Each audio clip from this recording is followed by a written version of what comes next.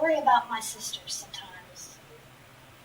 And do you think she's going to be okay? Do you think her journey will get better?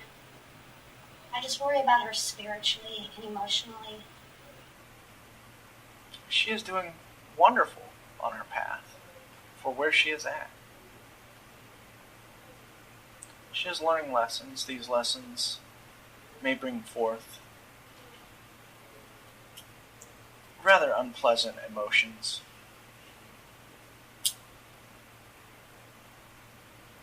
But as part of these lessons, it has to do with dealing with these emotions, controlling these emotions. One must experience what one does not want in order to experience what one does want. One must experience darkness in order to experience light. What is more importantly is your emotions towards this matter of your sister. For you are a healer, you are powerful.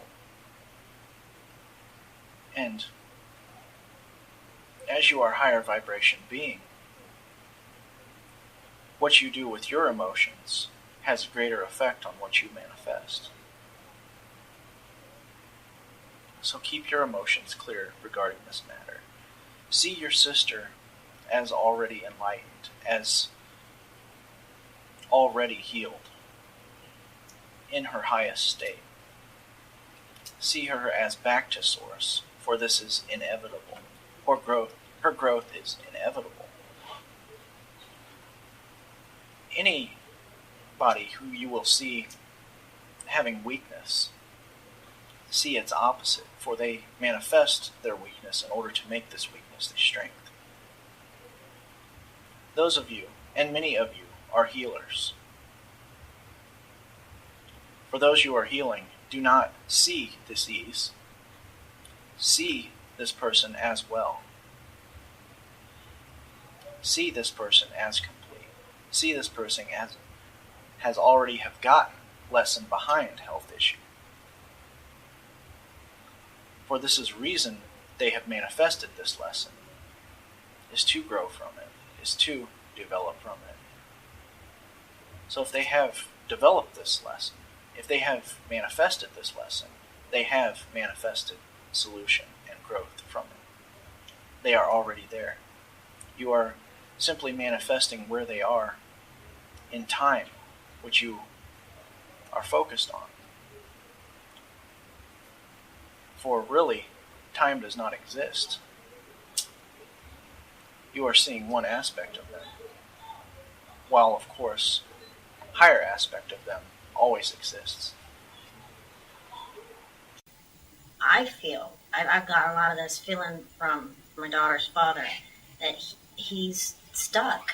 I don't feel he's dealt with his childhood issues of what happened. Now, he's only told me briefly a few things that had happened, but just the way he presents himself to me and how he deals with things just screams all the things like his, kind of like how his mother would have treated him when he was a child. Very controlling. And I'm having a hard time letting go because I want to help, but I'm not really doing any help. It's just causing more conflict. Yes, and this controlling nature for him is a way in which he is masking his fear. Though those who are controlling are often very fearful individuals, and he is experiencing this fear, and he is dealing with this fear in the long run to grow from it.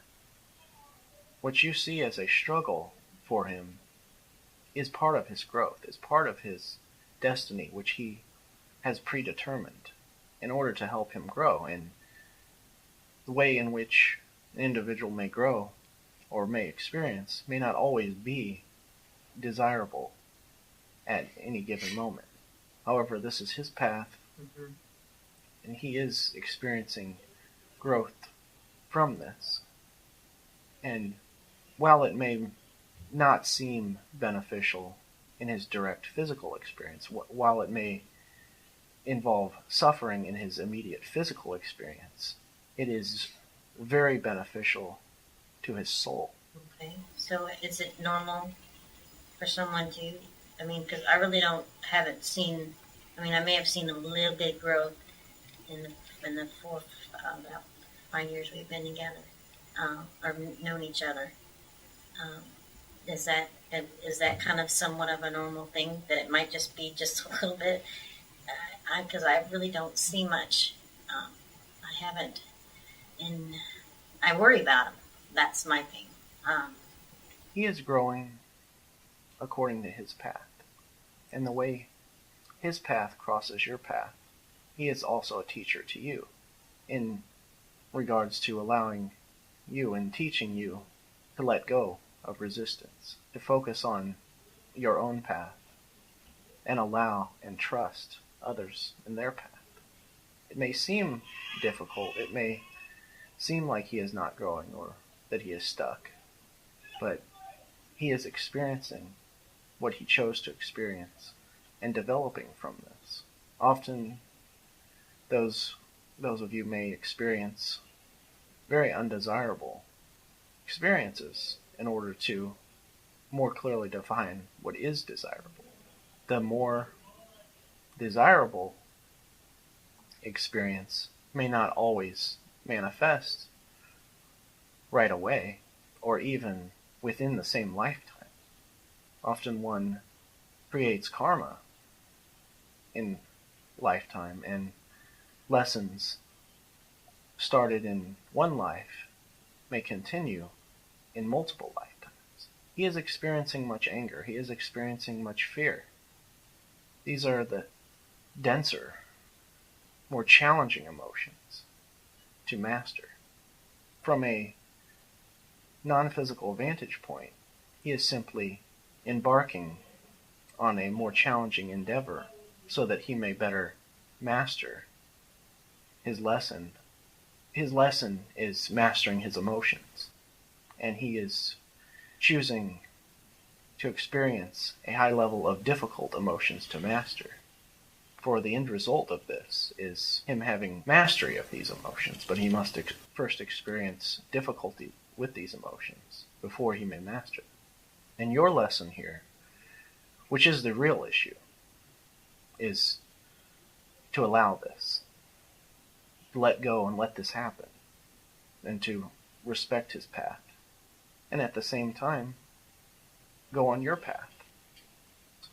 There are many individuals in your physical world who you may see as, or you may have yourself had, what you call difficult childhood, early part of your physical existence being difficult or filled with hardship or resistance or manifestations in which you may not find desirable. However, this is simply contrast. Often in the beginning of one's life, they are shown experiences, they are manifesting that which they may not find desirable in order to more clearly define what they do want, what they would find desirable. And so, this is why often you have many individuals who may have difficult childhoods, but through this difficult childhood, they may develop later in life qualities from this experience that make them who they are and help them to serve in their growth and the growth of others, and which at time they are experiencing it may seem very difficult, but after they have experienced and developed and grown from these experiences, prove to be very beneficial.